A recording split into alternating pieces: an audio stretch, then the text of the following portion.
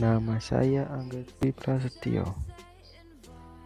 Assalamualaikum warahmatullahi wabarakatuh. Saya Angga Dwi Prasetyo akan menyampaikan tentang penyakit tipes congenital abnormalities. Yang pertama, meningokel, terdiri dari selaput otak menonjol keluar pada salah satu sela tengkorak atau benjolan berbentuk kista. Yang kedua, penyebab banyak faktor dan melibatkan banyak gen, multifaktorial dan poligenik. Yang ketiga, banyak sekali penelitian yang mengungkap bahwa sekitar 70% kasus meningokel dapat dicegah dengan suplementasi asam folat, sehingga defisiensi asam folat dianggap sebagai salah satu faktor penting dalam teragenesis meningokel. Selanjutnya, basis molekul defisiensi asam folat adalah kurang adekuat atau memenuhi syarat enzim-enzim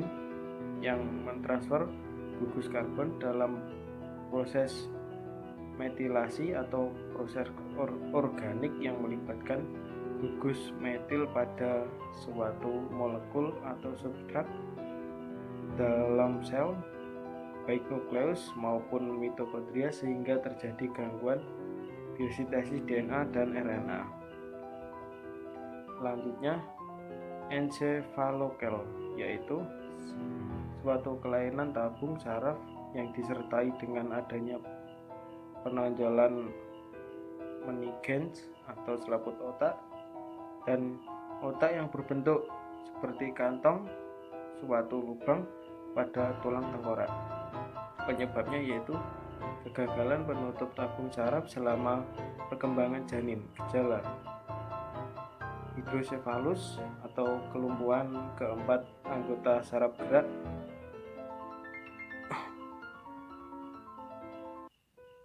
Yang selanjutnya, beberapa anak memiliki kecerdasan normal. Encephalokel seringkali disertai dengan kelainan kranifasial, kelainan otak lainnya. Selanjutnya, infeksi, faktor usia pada ibu yang terlalu muda atau tua, hamil, mutasi genetik, serta pola makan yang tidak tepat sehingga mengakibatkan kekurangan asam folat. Selanjutnya, langkah selanjutnya, sebelum hamil, ibu disarankan mengkonsumsi asam folat dengan jumlah yang cukup. Pemeriksaan laboratorium juga diperlukan untuk mengidentifikasi ada tidaknya infeksi. Selanjutnya, C. Hidrosefalus. Hidrosefalus adalah kepala air, istilah yang berasal dari bahasa Yunani, yaitu hidro yang berarti air dan cephalus yang berarti kepala, sehingga kondisi ini sering dikenal dengan kepala air. Adanya penyakit yang terjadi akibat gangguan aliran cairan di dalam otak atau cairan cerebrospinal. Gangguan itu menyebabkan cairan tersebut bertambah banyak yang selanjutnya akan menekan jaringan otak di sekitarnya, khususnya pusat-pusat saraf yang vital. Penyebab hidrosefalus yaitu obstruksi atau penyempitan dan penyumbatan. Kebanyakan hidrosefalus congenital adalah hidrosefalus primer atau idiopatik yang belum jelas penyebabnya, disebabkan oleh tumor. Selanjutnya, D. Yang keempat itu phimosis, merupakan pengerutan dan pencerutan kulit dan penis. Merupakan suatu keadaan normal yang sering ditemukan pada bayi baru lahir atau anak kecil, dan biasanya pada masa pubertas akan menghilang dengan sendirinya. Selanjutnya, phimosis pada bayi laki-laki baru lahir terjadi karena ruang di antara kutub dan penis tidak berkembang dengan baik. Selanjutnya, yang kelima, hipospadia adalah salah satu kelainan bawaan pada anak-anak yang sering ditemukan dan mudah untuk mendiagnosanya, di mana uretra tidak berada pada posisi yang normal.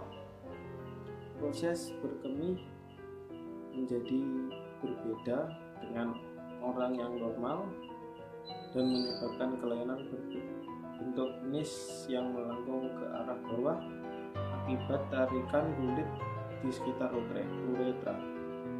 Selanjutnya, bisa dilakukan operasi dapat memperbaiki bentuk penis.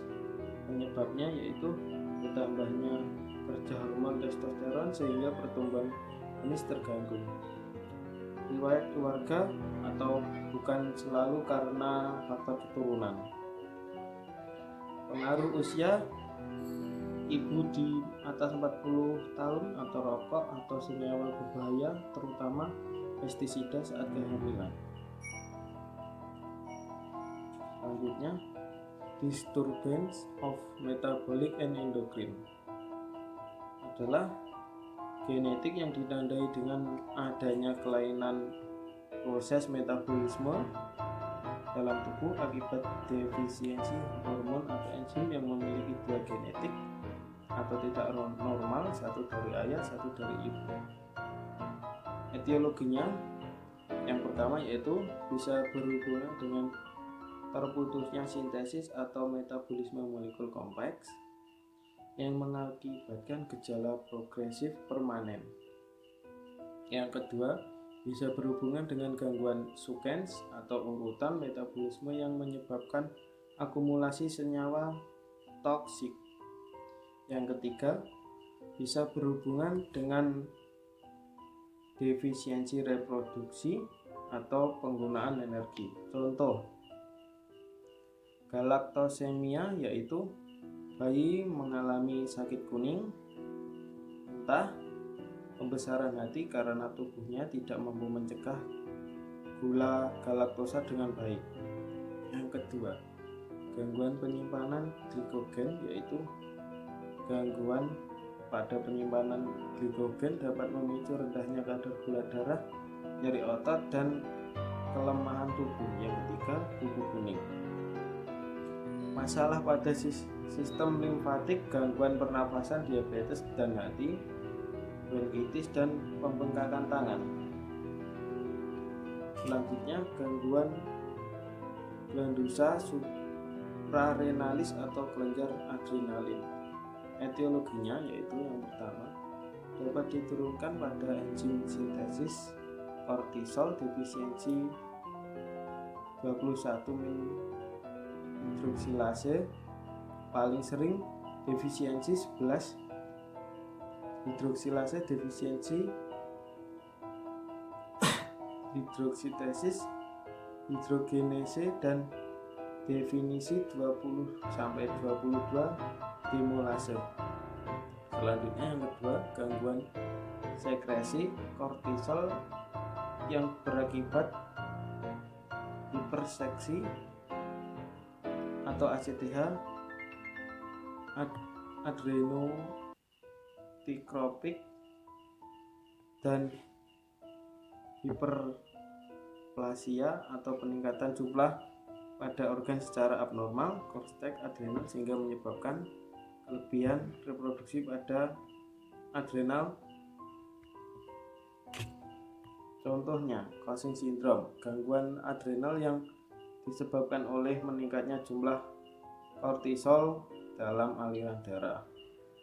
Selanjutnya, Addison, penyakit langka yang kesulitan mengatasi stres, produksi hormon adrenal yang tidak mencukupi menyebabkan sistem kelemahan tubuh yang menyerang kelenjar adrenal. Selanjutnya, akondroplasia, yaitu salah satu jenis kelainan genetik yang umumnya merupakan penyebab dwarfisme atau kerdil dan gangguan pertumbuhan tulang, tidak memiliki tulang rawan. Penderita dwarfisme atau akondroplasia memiliki rawatan tubuh yang pendek dan abnormal. Tinggi dewasanya rata-rata hanya 131 cm untuk pria dan 123 cm untuk wanita. Perbandingan banyaknya penderita akondroplasia adalah 1:25.000 kelahiran baru. Penyebabnya adalah gangguan hormon pertumbuhan, 20% diwariskan oleh orang tua, yang selanjutnya gen-gen yang tidak normal. Selanjutnya sel punca atau stem cell. Definisinya yaitu sel yang belum terspesialisasi, yaitu berpotensi untuk berkembang menjadi berbagai jenis sel yang spesifik, membentuk berbagai jaringan tubuh. Karakteristik diferentiate, kemampuan untuk berdiferensiasi menjadi sel lain yang spesifik, yaitu sel saraf, sel otot jantung, sel otot rangka, dan sel pankreas. Jenis sel punca, yang pertama tipe totipoten, yaitu sel punca yang dapat berdiferensiasi menjadi semua jenis sel yang membentuk sel-sel menyusun plasenta dan tali pusat. Kedua, pluripoten, yaitu sel punca yang dapat berdiferensiasi menjadi 3 lapisan minimal, yaitu endoderm, mesoderm, dan endoderm, plasenta, tali pusat. Selanjutnya, multipoten, sel punca dapat berdiferensiasi menjadi banyak jenis sel. Selanjutnya, unipoten, sel punca mampu berdiferensiasi menjadi hanya satu sel, yang lainnya dapat mempengaruhi dan menggenerasikan diri, yang mampu menjadi sel darah merah. Selanjutnya, source of sel punca, yang terdiri dari zigot, embryogenic stem cell, biasanya didapatkan dari sisa embrio yang tidak dipakai dari IVF. Selanjutnya, fetus diperoleh dari klinis aborsi. Selanjutnya, stem cell darah tali pusat, stem cell yang diambil dari darah plasenta dan tali pusat. Jaringan pengganti atau repair tisu adalah salah satu masalah dalam koreksi cacat lahir, dapat dibentuk dari sel punca. Terapi yang dapat dilakukan adalah transplantasi sumsum tulang belakang yang terkendala oleh adanya faktor. Yang pertama, tidak adanya donor sel punca. Yang kedua, reaksi penolakan donor transplant oleh sistem imun bayi. Yang ketiga, rusaknya sumsum tulang yang telah ditransplantasikan kepada bayi karena penyakit tertentu.